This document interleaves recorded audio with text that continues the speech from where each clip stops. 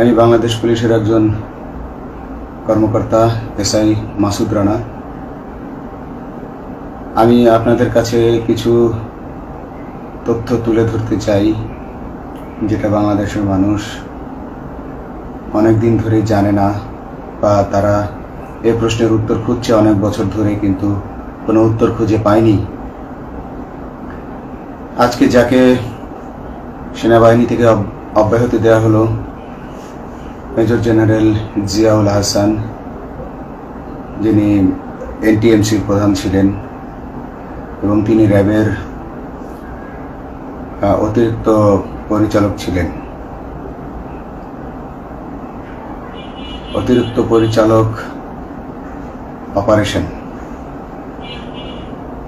তিনি মেজর থাকতেই র্যাবে ছিলেন এবং বাংলাদেশে যত গুম খুন হয়েছে, বিএনপি সহ অন্যান্য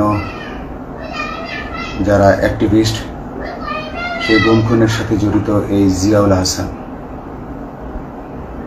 অনেক নেতাদেরকেই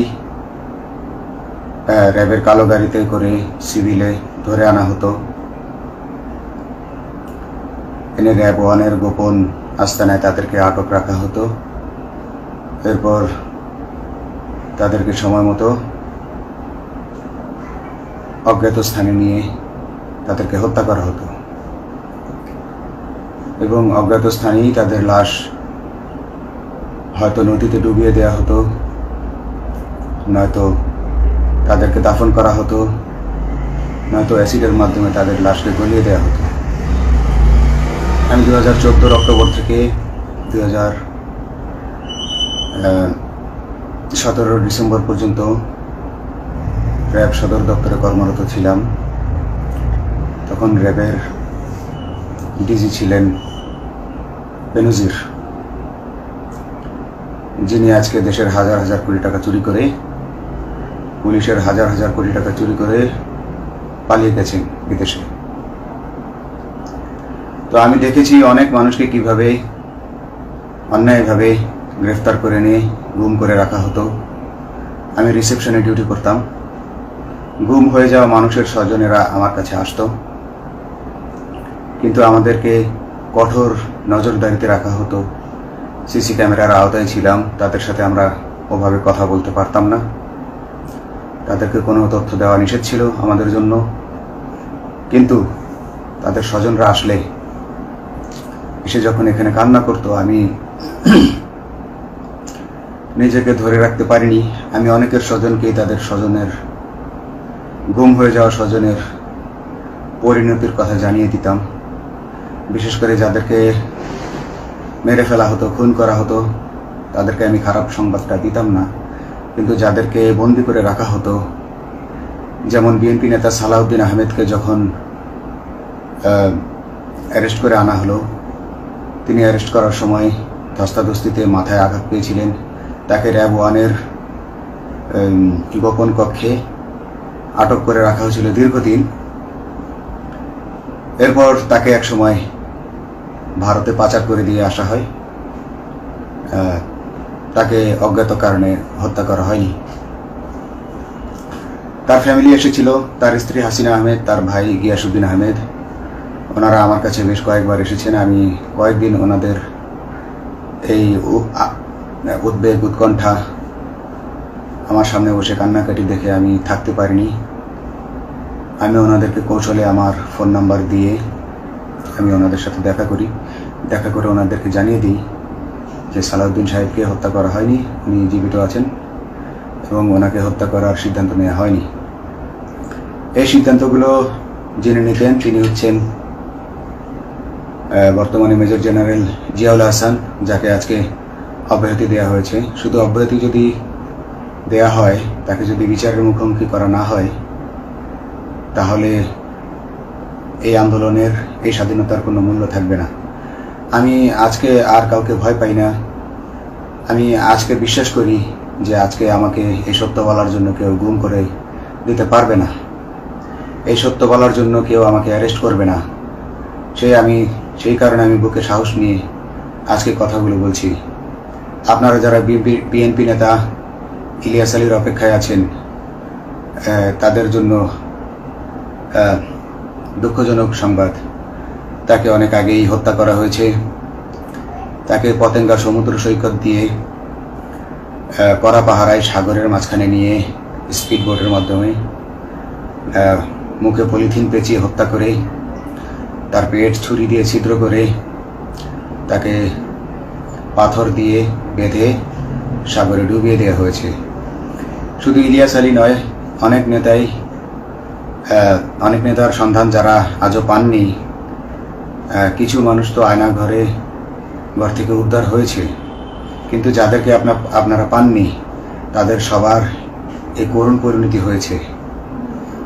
আমি যদিও তারা এই কাজগুলো অতি গোপনে করত এবং র্যাবের অন্যান্য শাখার কর্মরত কর্মকর্তা কর্মচারীরা এটা জানতো না, কিন্তু আমি অত্যন্ত বিচক্ষণভাবে আমি এই খবরগুলো নিতাম, কারণ আমি জানতাম এগুলো একদিন আমি প্রকাশ করতে পারবো। এবং এই দিনটার অপেক্ষায় ছিলাম আজকে এত বছর, মানুষের কাছে সত্য প্রকাশের। বাংলাদেশের মানুষ জানুক যে কারা খুনি, কারা এত মানুষকে গুম খুন করেছে, এই দেশ থেকে এই দেশে ত্রাসের রাজত্ব কায়েম করেছে। তারা মাদকের ক্রস ফায়ারের নামে যে হত্যা ট্র্যাডিশন চালু করেছিল, এই ট্র্যাডিশনের উদ্দেশ্য ছিল বিরোধী দলের লোকজনকে হত্যা করা। কারণ পুলিশ এবং সেনাবাহিনীর অনেকেই মানুষ হত্যা করতে ভয় পেত, তারা এটাতে অভ্যস্ত ছিল না। অনেকেই অনেক সাহসী, কিন্তু একটা মানুষকে হত্যা করার পর তারা আর ঘুমাতে পারতো না, তাই তারা এসব কাজ করতো না। কিন্তু খুনে হাসিনা কিছু মানুষকে এভাবে হত্যা করতে করতে পুরস্কৃত করার মাধ্যমে হত্যা করতে অভ্যস্ত করে ফেলে। তারাই এই গ্রেফতারকৃত এই গুমকৃত মানুষদেরকে গুলি করে হত্যা করত।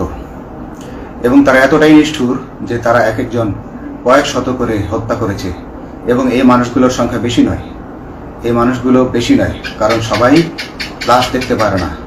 একটা মানুষকে খুন করার পর লাশের যে ছটফটানি এবং মাথায় গুলি করার পর মাথার যে বিকৃত অবস্থা, এই জিনিসগুলো আমাদের অনেকেই আমরা সহ্য করতে পারি না। তাই আমাদের মধ্য থেকে কিছু হায়নাকে বেছে নিয়ে তারা একটা টিম গঠন করে, তাদেরকে র্যাব সদর দপ্তরে বেনজির আহমেদ প্রতি মাসে পুরস্কার দিতে ডাকতেন। এবং প্রত্যেকটা র্যাবের বিভিন্ন শাখায় এরকম দু একজন রাক্ষস ছিল যারা মানুষকে শুট করত, গুলি করত, হত্যা করত এবং গুম করত। তারা এখনো আছে। তাদেরকে আমি নতুন সরকারের কাছে দাবি জানাবো, তাদেরকে বের করতে হবে, তাদেরকে বিচারের আওতায় আনতে হবে। না হলে এত শহীদের বিনিময়ে যে ফ্যাসিবাদ থেকে, যে স্বৈর শাসন, যে খুনি হাসিনার হাত থেকে আমরা মুক্তি পেয়েছি, সে মুক্তির প্রকৃত মূল্য আমরা পাবো না, প্রকৃত স্বাদ আমরা পাবো না। এই খুনিদেরকে বের করতে হবে, এই খুনিদেরকে বের করে আইনের আওতায় আনতে হবে। বাংলাদেশ পুলিশ কখনোই গুলি করতে অভ্যস্ত ছিল না। আপনারা জানেন একসময় পুলিশ যে গুলি করতো না, এটা নিয়ে অনেক ব্যঙ্গচিত্র ছাপা হতো পত্রিকাগুলোতে, যে গুলি না করতে গুলি খেলনার বন্দুকে পরিণত হয়েছে। তো কিন্তু সেই নিরীহ পুলিশকে রক্তপিপাসু হিসেবে শেখ হাসিনা তৈরি করেছে। তবে সবাই নয়, কিছু কিছু মানুষ আপনারা দেখেছেন, এবং এই আন্দোলনের ভিডিও ফুটেজ দেখলেও দেখবেন যে কয়েক শত পুলিশের মধ্যে কেবলমাত্র কয়েকজনই জনতার দিকে গুলি ছুড়ছে। তো আপনারা ঢালাওভাবে পুলিশকে আপনাদের আক্রমণের নিশানা বানাবেন না। নতুন সরকার অবশ্যই এর বিচার করবে। আমি আশাবাদী নতুন সরকারের কাছে। তারা যদি আমার কাছে কোনো তথ্য চায়, আমি তথ্য দেব ইনশাল্লাহ। এবং এই খুনিদেরকে, এই রাক্ষসদেরকে বের করতে হবে। প্রতিটি গুমের, প্রতিটি হত্যার সুষ্ঠু তদন্ত করলে এগুলো বের হয়ে আসবে বলে আমি আশা করি। এবং আমি চাই এরা ধরা পড়ুক, এদের বিচার হোক। না হলে এরা যুগে যুগে এরা যুগে যুগে, এই রাক্ষস যুগে যুগে রয়ে যাবে, আমাদের মাঝেই তারা লুকিয়ে থাকবে এবং যুগে যুগেই তারা মানুষের রক্ত পান করেই যাবে। পুলিশ বাহিনী মানুষকে সেবা করবে, এটাই হওয়া উচিত পুলিশের ধর্ম। পুলিশের ধর্ম হবে মানুষ পুলিশের জন্য, পুলিশ মানুষের জন্য। উন্নত রাষ্ট্রের পুলিশ যেভাবে, মানুষ যেভাবে পুলিশকে ডাকলেই পুলিশ 5 মিনিটের মধ্যে ছুটে যায়, তাকে সাহায্য করে। আমরা বিভিন্ন ভিডিওতে দেখি যে পুলিশ হাঁসের বাচ্চাকে রাস্তা পার করে দিচ্ছে, একজন অন্ধ মানুষকে রাস্তা পার করে দিচ্ছে। বাংলাদেশের পুলিশ এমনটাই করতে চায়, আমরা এমনটাই করতে চাই, কিন্তু সেই পরিস্থিতিতে আমাদেরকে রাখা হয়নি। আমাদেরকে রাখা হয়েছে দৌড়ের উপর, আমাদেরকে রাখা হয়েছে বিভিন্ন অন্যায় কাজের উপর, বিভিন্ন অন্যায় আদেশের উপর। কেউ যারা মেনেছে তারা ভালো ভালো জায়গায় পোস্টিং নিয়ে থেকেছে, যারা মানেনি তাদেরকে খারাপ খারাপ জায়গায় পোস্টিং দেওয়া হয়েছে, কারো চাকরি হয়ে হারিয়েছে, কাউকে সাসপেন্ড করে রাখা হয়েছে। আমি নিজেও একজন এমন বৈষম্যের শিকার, অন্যায় মিথ্যা মামলার শিকার হয়ে আমি নিজেও বর্তমানে সাসপেনশন অবস্থায় আছি এবং এই সাসপেনশন অবস্থায় থেকে আমি আল্লাহর কাছে শুকরিয়া জানাই, কারণ এই সাসপেনশন থাকার কারণে আমি ছাত্র জনতার আন্দোলনের সাথে সংযুক্ত হতে পেরেছি। আমি সবসময় আল্লাহর কাছে দোয়া করেছি যে আল্লাহ, তুমি আমাকে মুজাহিদ হিসেবে কবুল করো, আমাকে জিহাদ করার তৌফিক দান করো এবং আমাকে শহীদী মৃত্যু দান করো। এবং আল্লাহ আমার দোয়া কবুল করেছেন। আমি ছাত্র জনতার সাথে এই জিহাদে অংশগ্রহণ করেছি, ছাত্র জনতা সফল হয়েছে। আমি গর্বিত আমি এই আন্দোলনে একজন পুলিশ অফিসার হয়েও আমি অংশগ্রহণ করতে পেরেছি। তো যাই হোক, আমি চাইব যে বাংলাদেশ পুলিশের, র্যাবের যে সকল কর্মকর্তা অগণিত মানুষের গুম খুনের সাথে জড়িত ছিল তাদেরকে ধরা হোক, তাদেরকে আইনের আওতায় আনা হোক। আমাদের মতো অনেক অফিসার আছি যারা এসব কুকর্মের সাক্ষী, আমরা সাক্ষ্য দেব। আমরা এখন আর ভয় পাই না। আমরা আসলে যে ভয় পেয়েছি তা নয়, আমাদের বাহিনীতে টিকে থাকাটা জরুরি ছিল।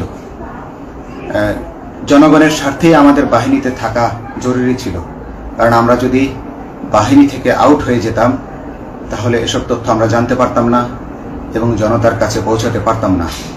জনতার কথা বলতে হলে, জনতার সাথে থাকতে হলে আমি পজিশনেও থাকতে হবে। এই জন্য অনেক কিছুই প্রকাশ করিনি, কারণ আপনারা ভালো মতোই জানেন যে অনেক সেনাবাহিনীর মেজরকেও গুম করে দেওয়া হয়েছে যারা মুখ খুলেছে। আমি তো একজন সামান্য সাব ইন্সপেক্টর, আমাকে গুম করে দেওয়া তাদের 1 সেকেন্ডের ব্যাপার ছিল। তো আমি এখন বিশ্বাস করি যে এখন সেই দিন, সেই কালো মেঘ সরে গেছে আকাশ থেকে, আকাশ মুক্ত হয়েছে, এই দেশ জালিমের শাসন থেকে মুক্ত হয়েছে। আল্লাহ তাআলা আমাদের উপর রহমত বর্ষণ করেছে। অগণিত মুসলিমের দোয়া আল্লাহ তাআলা কবুল করেছেন, অগণিত 18 কোটি মানুষের দোয়া আল্লাহ কবুল করেছেন। তাহলে এইভাবে হঠাৎ করে 15 দিনের মধ্যে 15 বছর ধরে গড়ে ওঠা রাক্ষসের পতন ঘটা আল্লাহর রহমত ছাড়া, এক আল্লাহর রহমত ছাড়া এটা কখনো